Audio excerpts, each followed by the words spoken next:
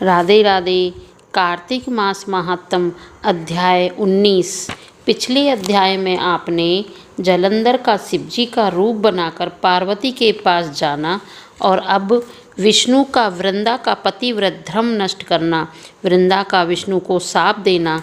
आइए सुनते हैं 19वें अध्याय में।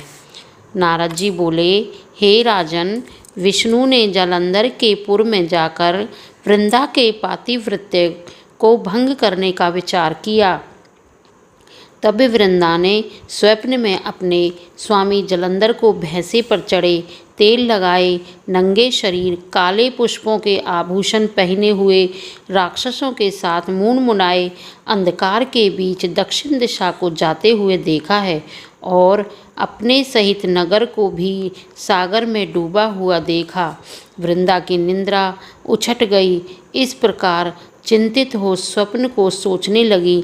उसे निकलता हुआ सूर्य कांतिहीन दिखाई दिया तथा उसमें अनेक छेद भी दिखे। वह सब अनिष्टकारी लक्षण जानकर वह भय से व्याकुल हो गई और विलाप करने लगी। उसे नगर अटारी में कहीं भी सुख नहीं मिला।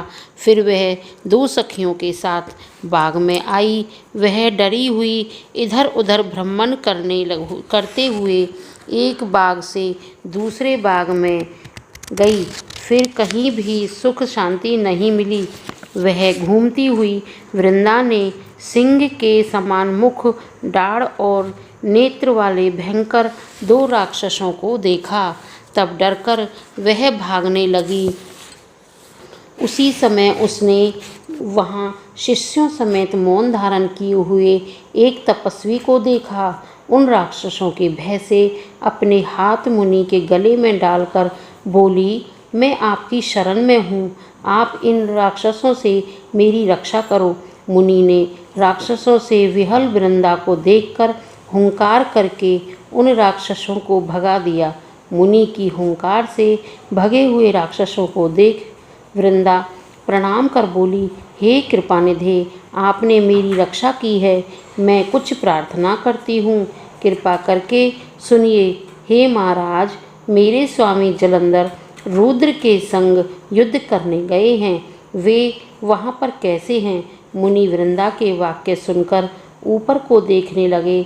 इतने में ही दो बंदर आए और मुनि को प्रणाम करके आगे खड़े हो गए।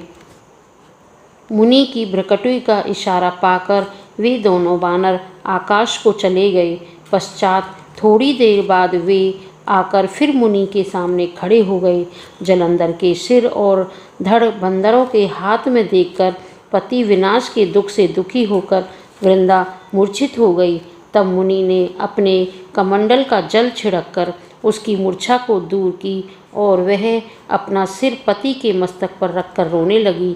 वृंदा बोली, प्यारे, आप जो पहले मुझे सुखी और आनंदित करते थे, सो आज मुझ निरपराधिनी से क्यों नहीं बोलते हो? तुमने तो विष्णु समेत सब देवता, गंधर्व तथा त्रिलोकी को जीता था, सो आपको आज उस एक तपस्वी ने कैसे मार दिया?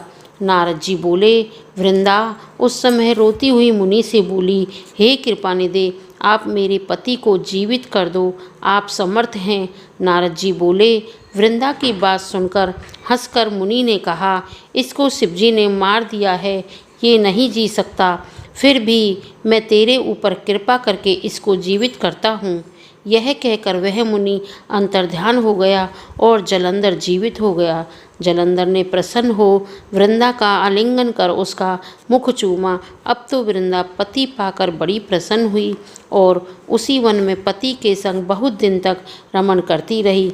एक दिन उसे रति के पश्चात ज्ञात हुआ तो वह विष्णु को पहचान गई।